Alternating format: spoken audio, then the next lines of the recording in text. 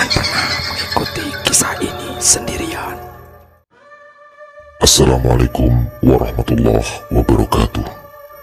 Selamat jumpa kembali sahabat-sahabat viewer dan subscriber channel Titah Misteri. Kali ini kami akan membawakan sebuah kisah misteri dengan judul Ilmu Hitam Pemakan Janin. Selamat mengikuti. Lereng Ijen 1985. Namaku Sufyan. Umurku 25 tahun dan aku bekerja sebagai penjaga pintu air untuk pengairan sawah di desaku.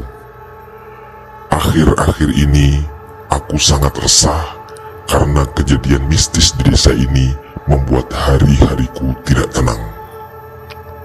Dalam 2 bulan terakhir, sudah ada 4 ibu hamil yang kehilangan kandungannya, dengan usia rata-rata kandungan di atas 7 bulan. Kandungannya tiba-tiba menghilang. Entah apa yang sebenarnya terjadi. Kutukan bagi desaku, atau ada seseorang yang mungkin sedang menyempurnakan ilmu hitam. Kejadian dari semua cerita ibu-ibu itu sama.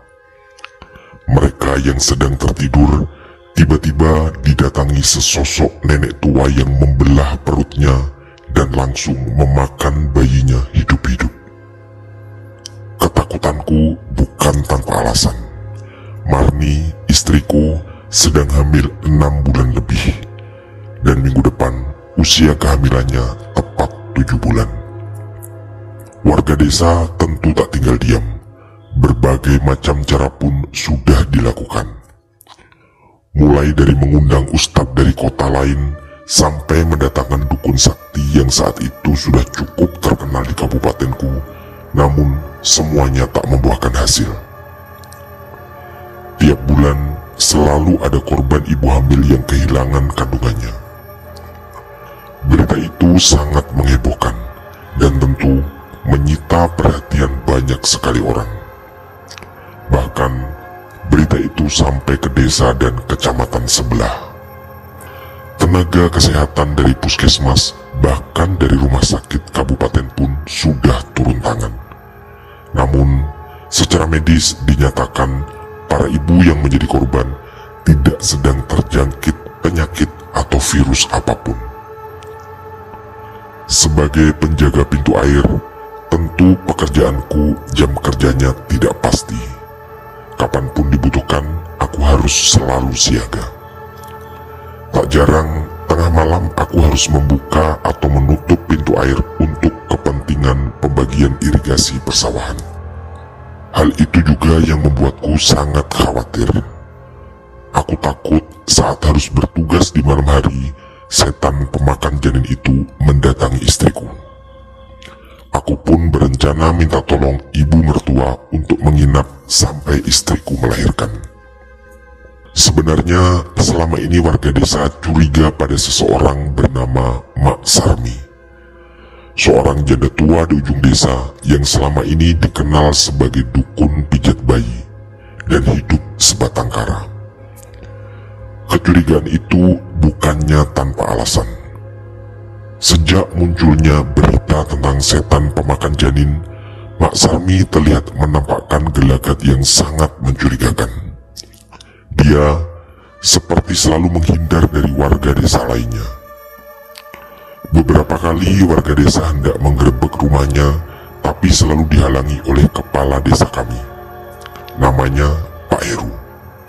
Selain itu, ada juga Ustadz Zainul yang menghalangi.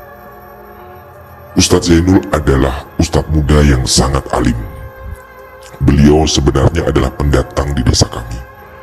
Sekitar 1 tahun yang lalu, dia datang untuk berdakwah dan mengajar ngaji anak-anak di desa kami.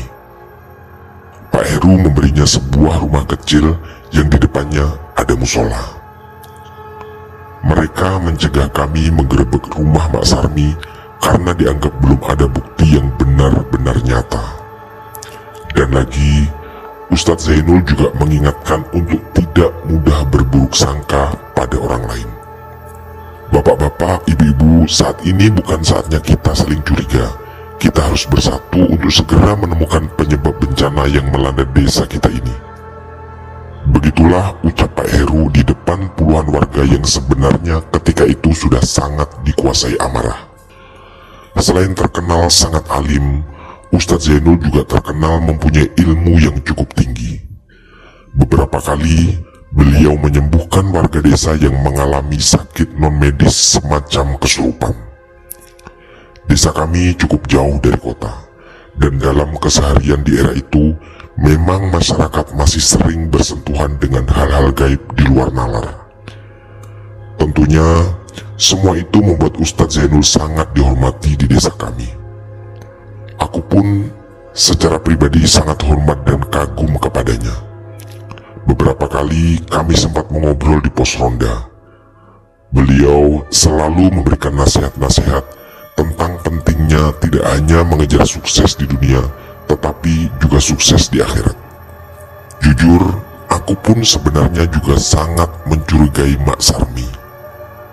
Karena pernah suatu malam, aku mendapat tugas untuk membuka pintu air menuju desa sebelah. Malam itu, sekitar jam 11, aku melewati belakang rumahnya. Terdengar suara Mak Sarmi dari dalam rumah seperti sedang berbisik, bercakap-cakap atau semacam itu.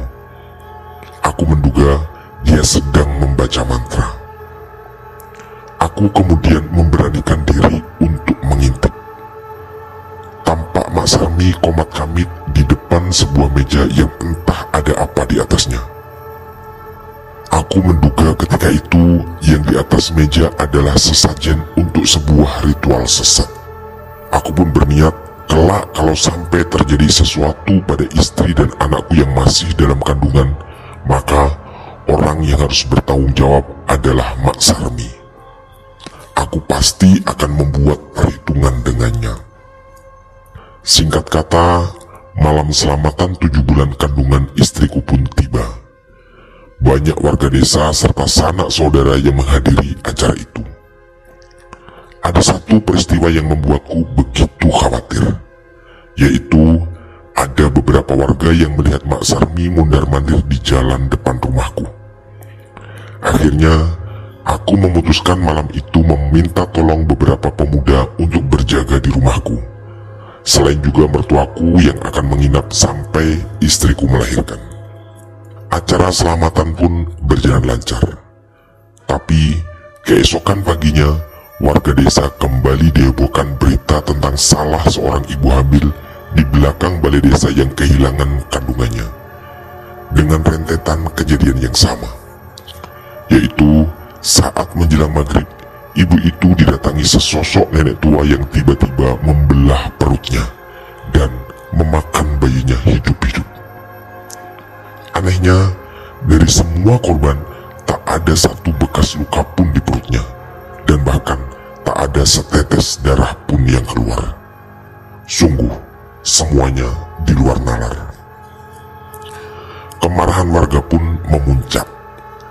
Entah bagaimana awalnya, tanpa izin kepala desa, kami bersama-sama langsung mendatangi rumah Mak Sarmi.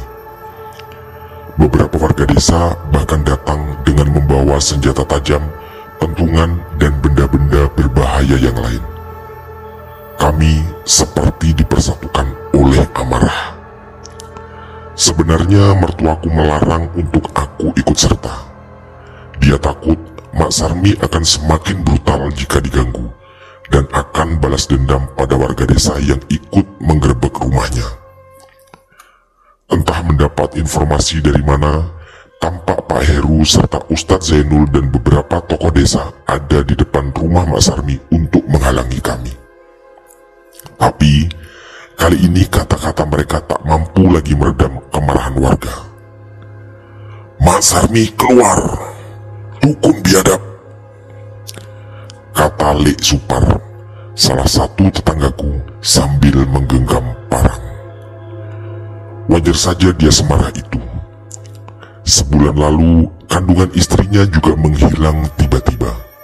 Padahal, itu adalah kehamilan pertama yang tentunya sudah dia tunggu-tunggu. Heru dan beberapa tokoh kembali berusaha menenangkan warga. Tapi lagi-lagi tidak berhasil. Beberapa saat kemudian, pintu gubuk Mak Sarmi terbuka.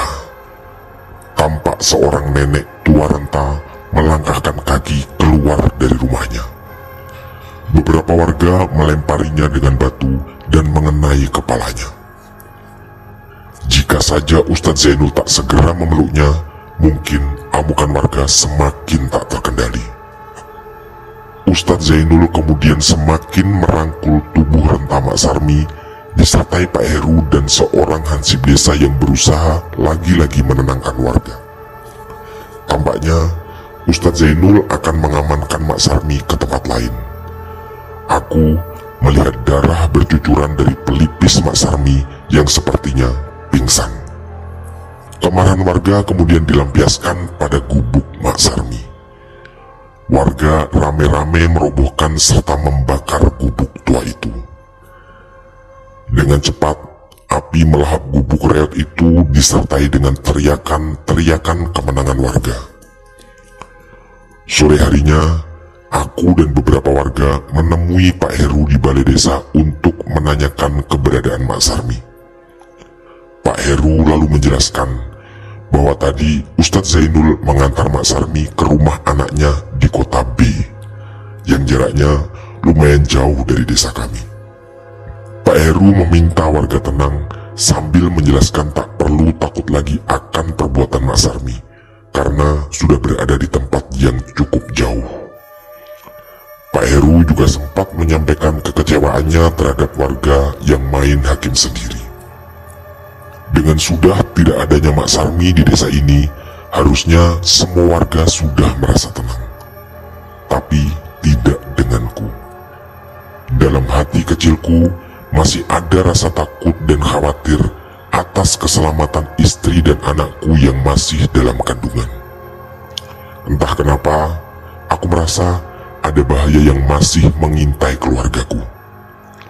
Jadi, aku memutuskan untuk meminta ibu mertuaku benar-benar menginap sampai nanti istriku melahirkan. Ibu mertuaku sangat tidak keberatan, walaupun harus meninggalkan bapak mertua sendirian di rumahnya yang jaraknya sekitar 5 km dari rumahku. Pagi itu, Firman, adik iparku, datang ke rumah. Dia berencana menjemput ibu mertuaku. "Semalam asma bapak kambuh, ibu pulang dulu ya," ucapnya.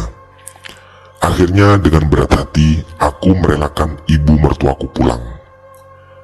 Perasaanku semakin tak tenang dengan kepulangan ibu mertua.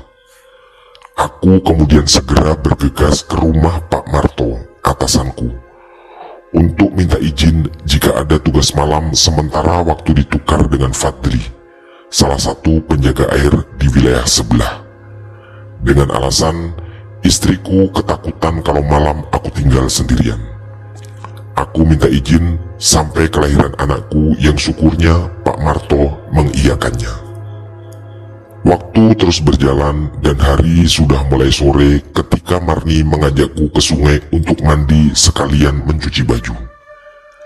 Sebenarnya aku menolak. Mengingat kandungannya yang sudah besar, aku takut terjadi apa-apa padanya jika harus naik turun sungai yang jaraknya sekitar 100 meter dari rumah kami. Ketika itu, warga desa kami memang sebagian besar mandi dan mencuci di sungai.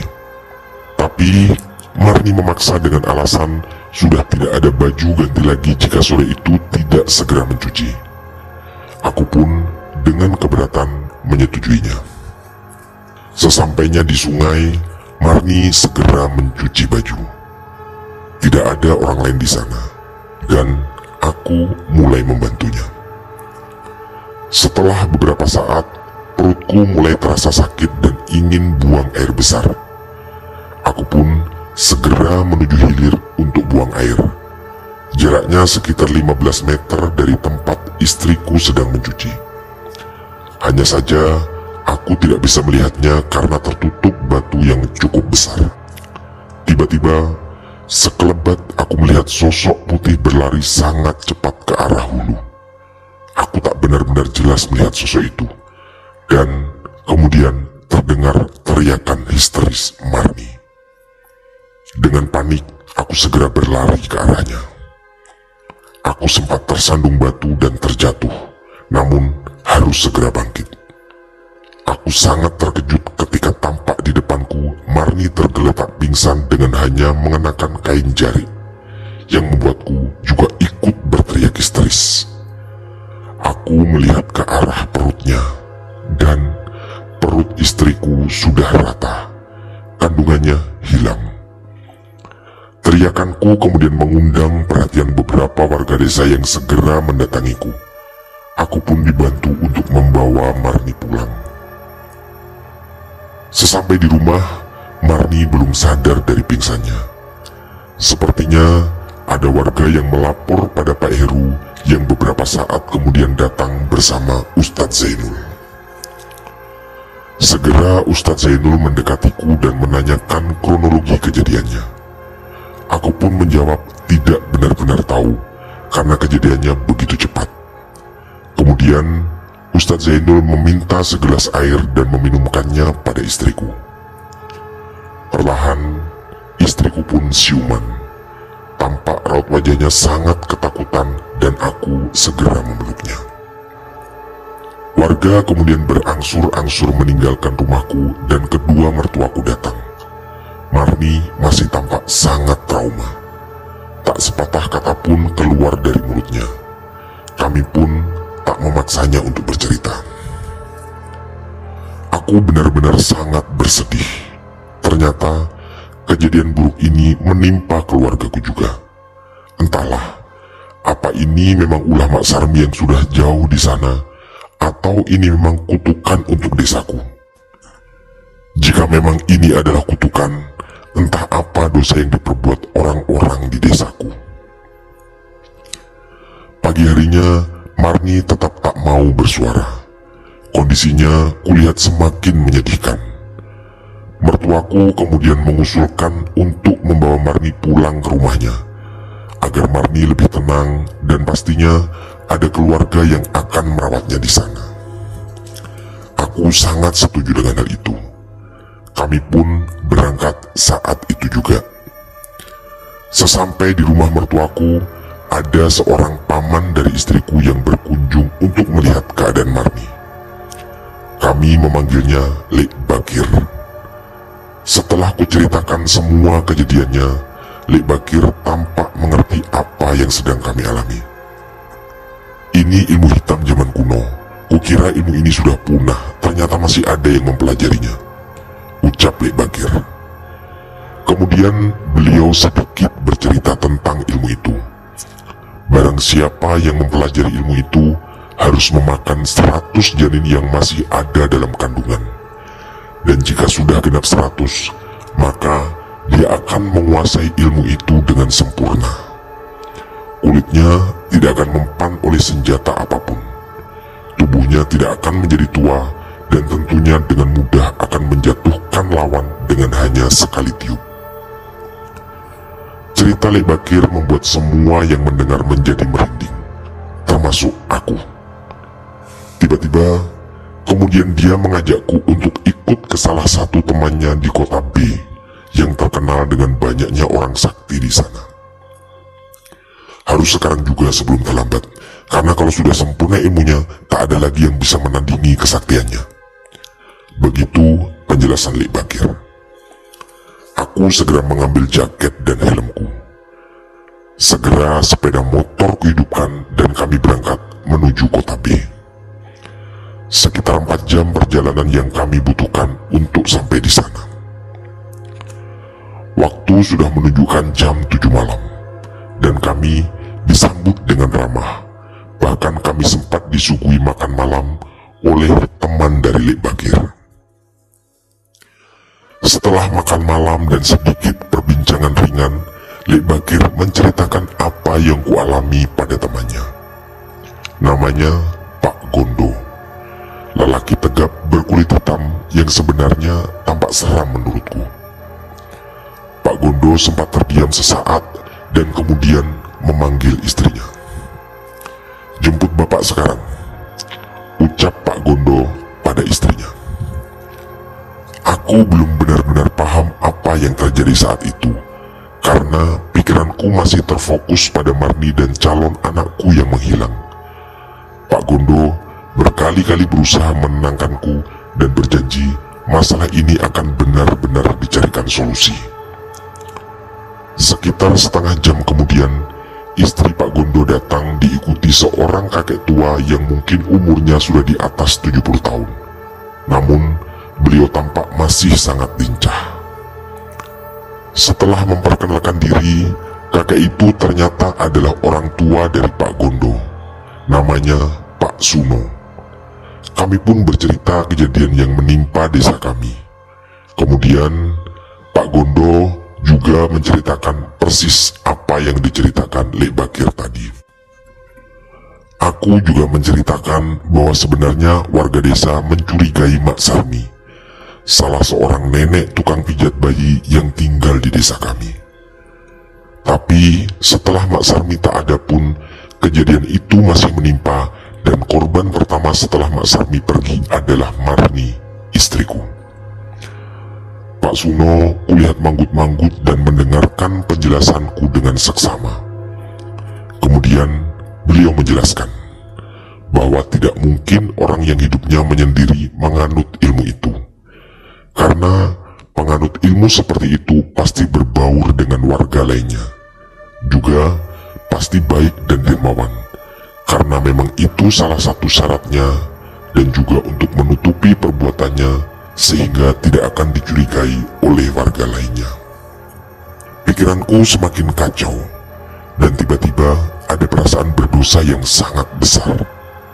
Ternyata selama ini kami salah orang. Betapa berdosanya kami memperlakukan nenek tua yang hidup sebatang kara dengan begitu kejam. Otakku kemudian berusaha mengingat siapa saja warga desa yang menunjukkan ciri-ciri seperti yang diceritakan Pak Suno. Pak Suno lalu mengeluarkan sesuatu dari dalam kantong bajunya, yang dibungkus kain putih, yang setelah dibuka tampak sejengkal batang rotan, yang di kedua ujungnya dililit dengan ijuk berwarna hitam. Pak Suno berkata kalau benda itu adalah penangkal dari orang yang memiliki ilmu terkutuk itu. Dia akan merasa kesakitan dan kepanasan ketika menyentuhnya, bahkan walaupun tidak menyentuhnya secara langsung. Jika benda ini ada di tubuhmu dan kamu menyentuh orang yang memiliki ilmu itu, dia akan merasa kepanasan dan kulitnya akan melepuh. Tapi ingat, jangan pernah membawa benda ini ke dalam kamar mandi, karena khasiatnya akan menghilang. Kamu bawa benda ini pulang. Aku dan Gondo akan menyusulmu 2 hari lagi untuk memusnahkan si penganut ilmu sesat itu, ucapnya dengan nada yang sangat meyakinkan. Kami lalu melanjutkan perbincangan sampai tengah malam, dan Lek Bakir memutuskan untuk menginap malam itu. Aku dan Lek Bakir dipersilahkan untuk tidur di ruang tamu, karena jumlah kamar yang terbatas dan sempit tidak cukup menampung kami semua. Rasanya sulit untuk memejamkan mataku malam itu. Pikiranku mulai menerka-nerka siapa warga desa yang mungkin memiliki ilmu itu. Dalam hati, aku sempat membuat daftar nama orang-orang yang aku curigai sesuai ciri-ciri yang dikatakan oleh Pak Suno. Orangnya berbaur, baik, dan dermawan. Pak Sur, Pak Misnadi, Pak Agus, dan Pak Supriyono. Itu nama-nama yang sangat sesuai dengan ciri-ciri pemilik ilmu itu.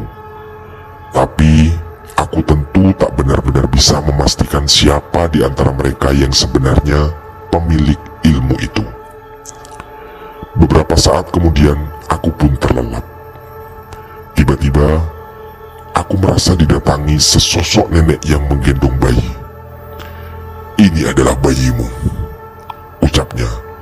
Kemudian nenek itu memakan bayi itu hidup-hidup disertai suara tawa yang sangat mengerikan. Tampak beberapa orang ada di sana. Aku mengenali mereka. Mereka adalah orang-orang yang aku curigai tadi. Mereka tampak tertawa puas menyaksikan kejadian itu. Dan tiba-tiba, aku dibangunkan Lek Bakir untuk sholat subuh. Mimpi yang barusan aku alami terasa sangat nyata. Dalam mimpiku, orang-orang yang aku curigai tertawa menyaksikan itu. Dalam hati, aku pun semakin tidak sabar untuk segera pulang. Sehabis sholat subuh, kami minta izin pulang dengan beberapa wejangan dari Pak Suno dan Pak Gondo. Aku memacu sepeda motorku dengan sangat cepat. Tak sabar untuk mencoba kesaktian benda ini dan segera ingin mengetahui siapa sebenarnya pelaku dari semua ini. Singkat cerita, kami pun tiba di rumah mertuaku. Aku segera menemui Marni. Ternyata dia masih enggan berbicara. Mungkin trauma yang begitu mendalam baginya. Lalu, aku berpamitan untuk segera pulang ke rumahku. Aku tak menceritakan apapun pada mertuaku, apalagi tentang niatku untuk menemui beberapa orang dalam rangka uji coba jimat pemberian Pak Suno. Tanpa membuang waktu, aku mendatangi satu persatu orang yang aku curigai. Dan sangat mengherankan, mereka semua tak bereaksi apapun saat kusentuh. Dan pikiranku mengatakan mereka bukanlah pelakunya. Aku kemudian segera menuju balai desa. Beberapa perangkat desa mengarahkanku ke ruangan Pak Heru. Di ruangannya, tampak Pak Heru sedang berbincang dengan Ustadz Zainul. Setelah menutup pintu dengan rapat, aku menceritakan apa yang kudapatkan dari orang sakti di kota B. Bahkan, aku menunjukkan jimat itu pada mereka berdua.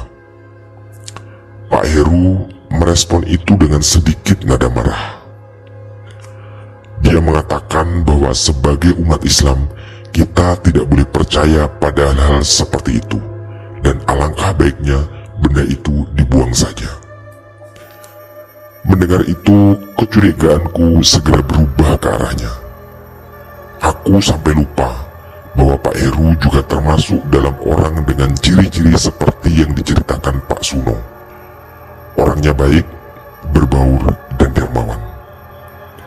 Aku segera memasukkan benda itu ke dalam saku bajuku. Aku berniat pamit dan akan menjabat tangannya.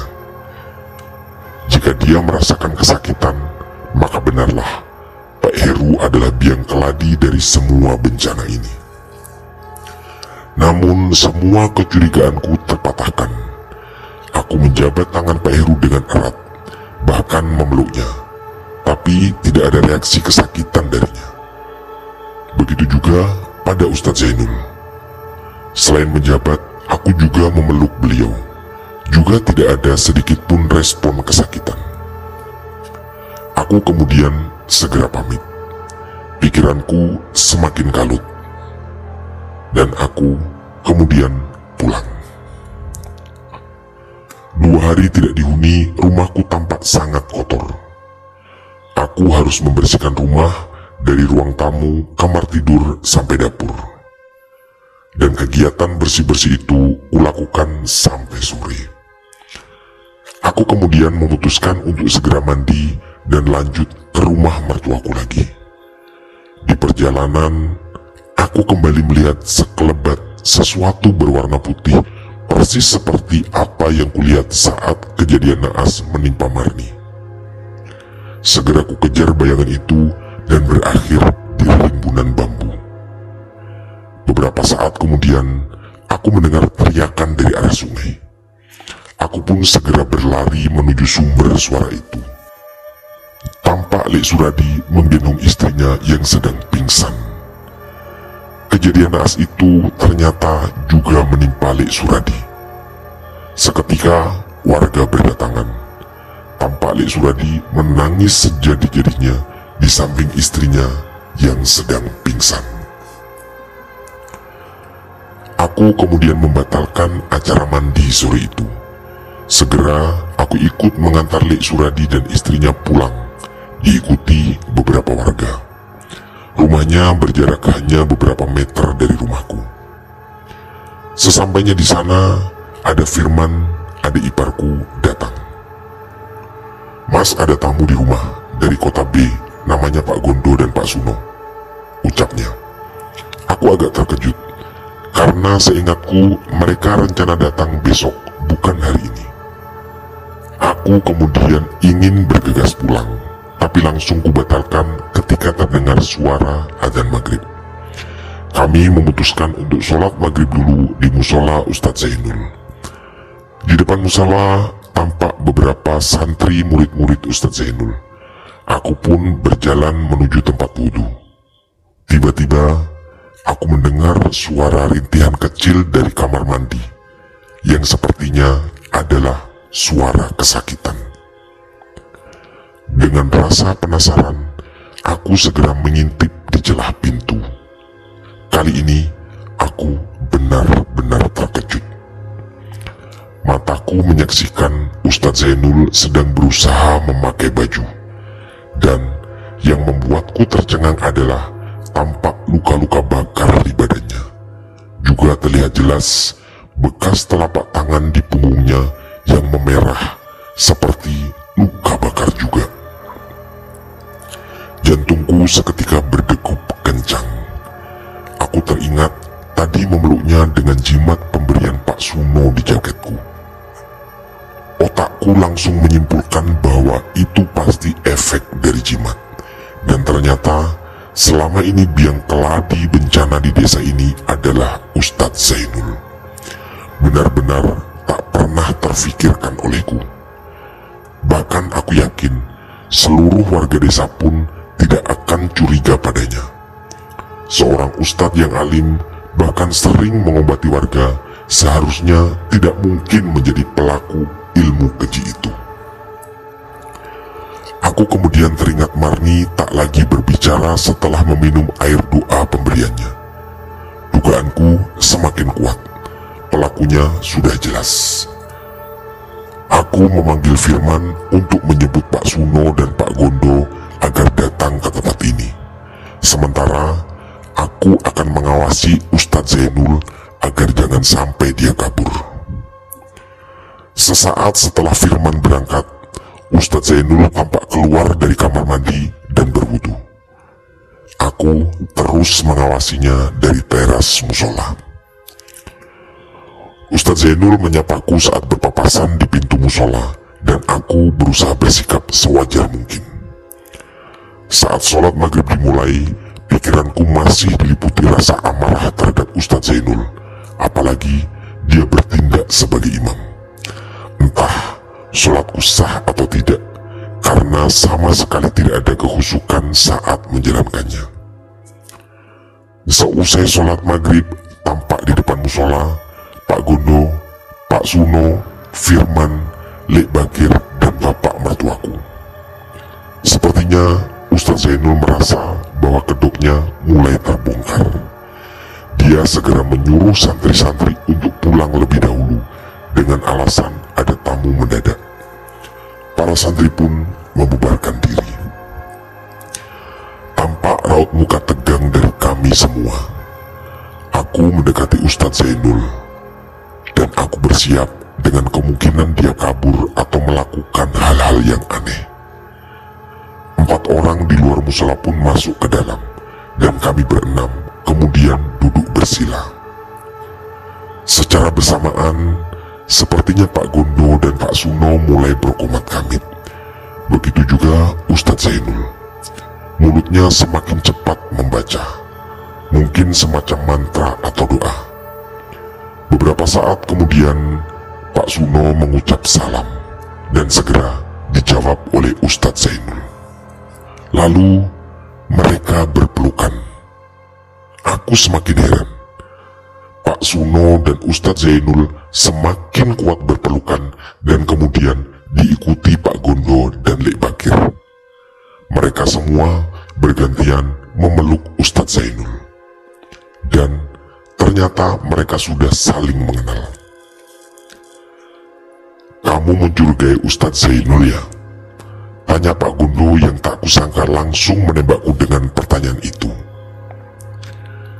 Iya Pak, tadi saya melihat ada bekas luka dan juga bekas telapak tangan di badannya. Saya yakin itu bekas tadi saat bersalaman dan berpelukan dengan saya, jawabku dengan sangat yakin. Pak Gondo, Pak Suno dan Lek Bakir tertawa.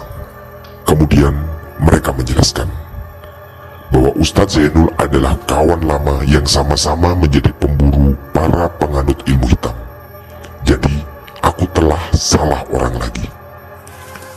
Aku pun merasa tidak enak dan malu pada Ustadz Zainul. Segera aku meminta maaf. Kemudian dengan malu-malu aku memberanikan diri untuk bertanya. Maaf, sebenarnya luka bakar di tubuh Pak Ustadz itu bekas apa? Ustadz Zainul tidak menjawab pertanyaanku secara langsung. Lalu beliau berkata, saya sudah tahu siapa pelakunya. Saya coba bertindak sendiri tadi pagi dan beginilah akibatnya. Nampaknya si pemilik ilmu itu sudah mendapatkan lebih dari 50 janin. Jadi sepertinya kekuatannya sudah sangat dahsyat.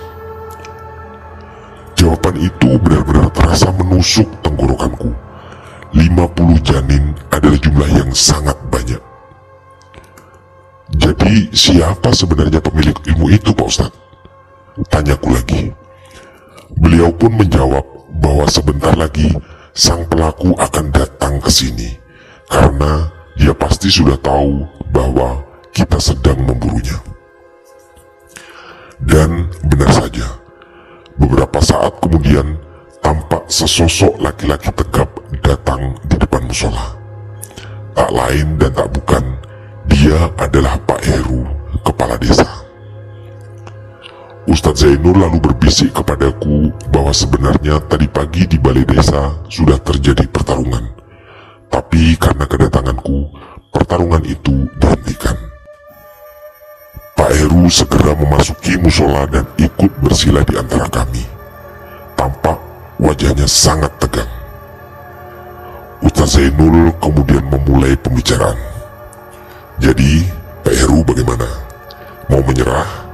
Dan akan kita bantu membuang ilmu itu atau masih mau berusaha melawan yang akibatnya akan merugikan kita semua? Kami siap membantu Pak Heru kalau Pak Heru benar-benar mau bertobat. Mendengar kata-kata dari Ustadz Zainul, maka sudah bisa dipastikan pelakunya adalah Pak Heru. Emosiku mulai meluap mengingat apa yang terjadi pada Marni dan calon anakku. Rasa marahku tak terkontrol lagi. Aku segera bangun dan melayangkan pukulan ke wajahnya. Berkali-kali wajahnya kuhujami dengan pukulan, sampai akhirnya kami dipisahkan. Anehnya, Pak Heru terlihat diam tanpa ekspresi, dan bahkan sama sekali tidak terlihat kesakitan. Justru tanganku yang terasa ngilu. Ustadz Zainul segera memelukku dan membisikkan lagi bahwa dia bersama Pak Suno yang akan mengatasi Pak Heru karena aku sama sekali bukanlah tandingannya. Aku pun kemudian diminta pulang untuk menjaga Marni karena dikhawatirkan pertarungan antara mereka akan berdampak pada warga desa. Aku pun menuruti perintah Ustadz Zainul dan segera pulang. Di rumah, kulihat Marni mulai mau berbicara dan wajahnya jauh lebih tenang. Tak lama kemudian, dari kejauhan, kulihat Ustadz Zainul, Pak Gondo dan Pak Suno berjalan ke arahku. Ada senyum mengembang di wajah mereka. Sepertinya mereka akan membawa berita baik yang entah itu apa. Kupandangi kembali Marni yang mulai tersenyum.